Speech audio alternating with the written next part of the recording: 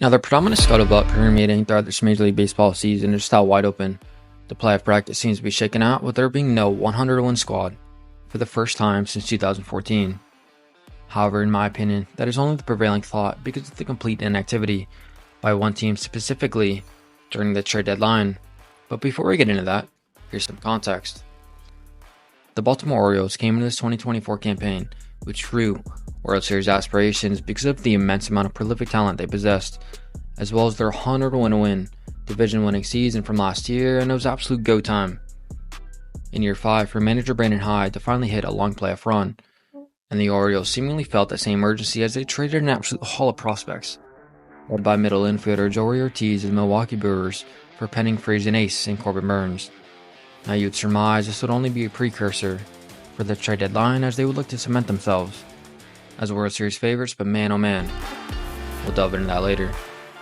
But as we hit the on-field product to begin the season, they started off the campaign with 29 wins in their first 44 contests, which amounted to the third best winning percentage in all of balls at that point, just behind the New York Yankees and Philadelphia Phillies. And the impetus behind the scorching start was pretty evident, as alluded to. Corbin Burnes was 4-2 with a 2.56 earned run average, and it was just coming off an 11 strikeout incredible performance against the first place at the time Seattle Mariners.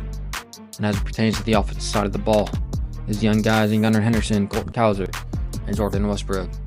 Henderson sported a stellar 946 OPS, 946. Westbrook with a 295 average, 295.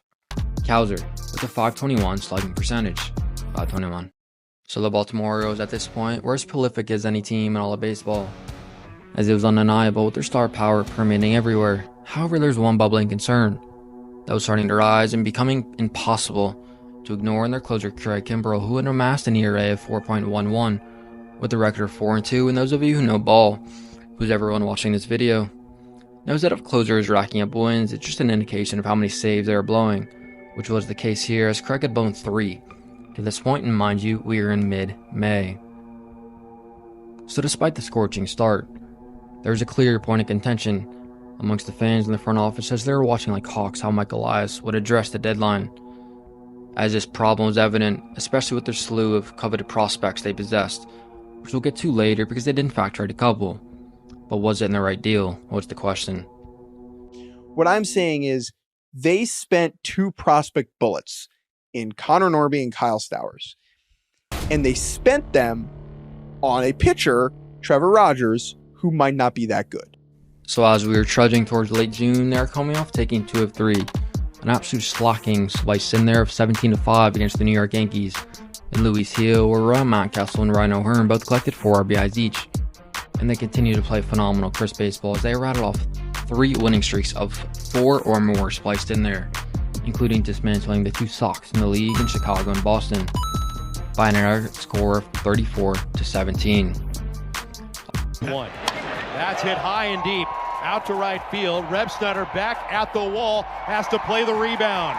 A good read around second by Henderson, coming around third, wave to the plate. He's going to score all the way from first.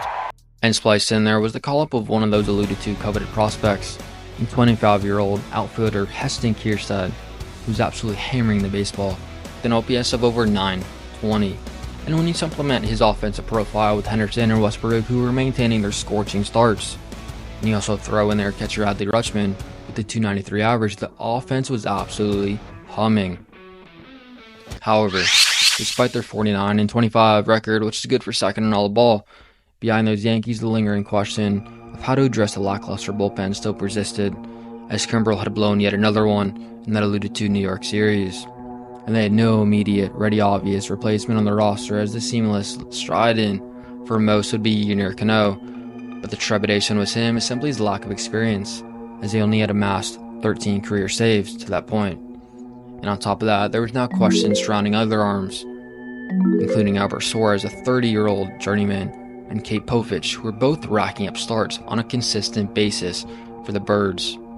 So as we headed toward the deadline on August 1st, they're clearly one of the most popular teams to follow, as we did not know what they would do, but they were linked to most, if not all, of the arms available, including in the bullpen and Marlins closer Tanner Scott, who sported a 1.21 ERA, good for the best amongst relievers, for that point who had just shut them down days prior as well.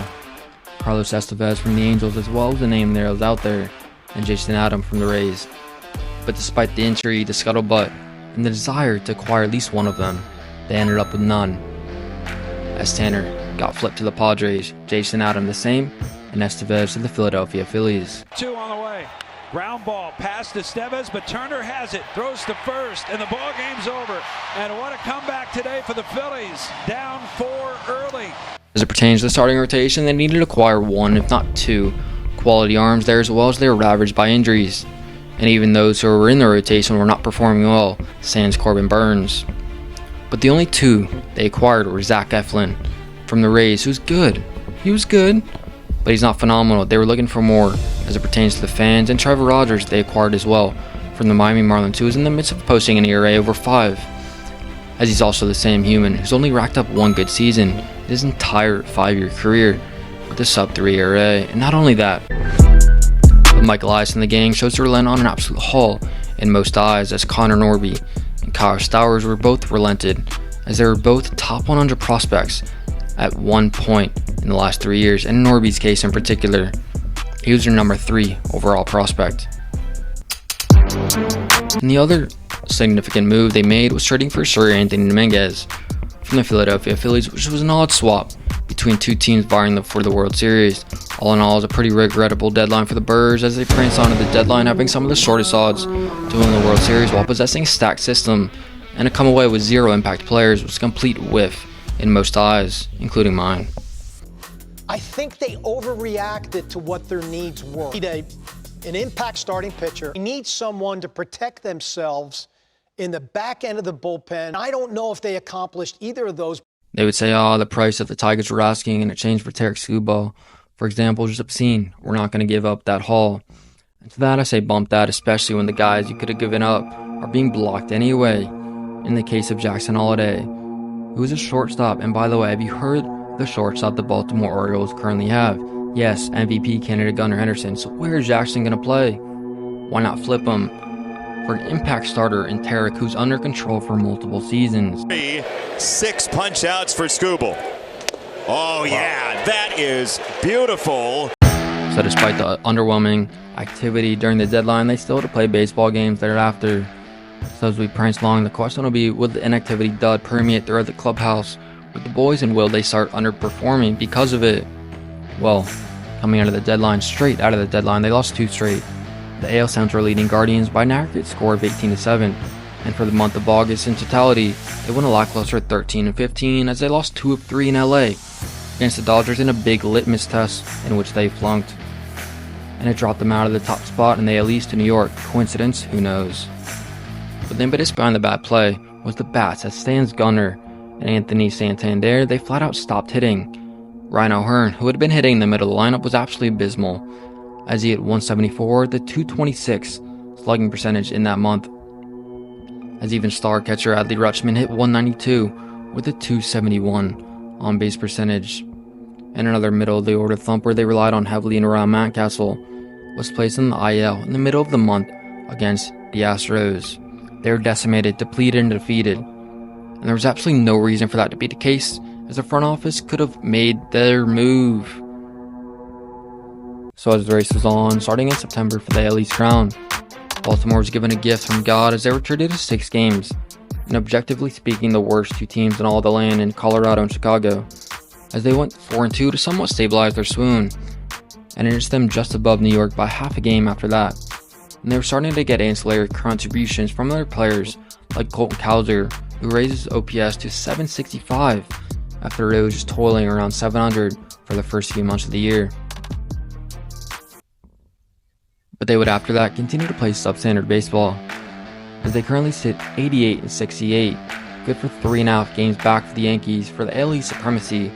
They have lost 8 of 12 and are 29-36, spanning back over 2 months, and it still works back to their decision to stand pat and do absolutely zilch to upgrade their roster, as their big quote-unquote pickup was Trevor Rogers, who has since been demoted to AAA after an abysmal outing.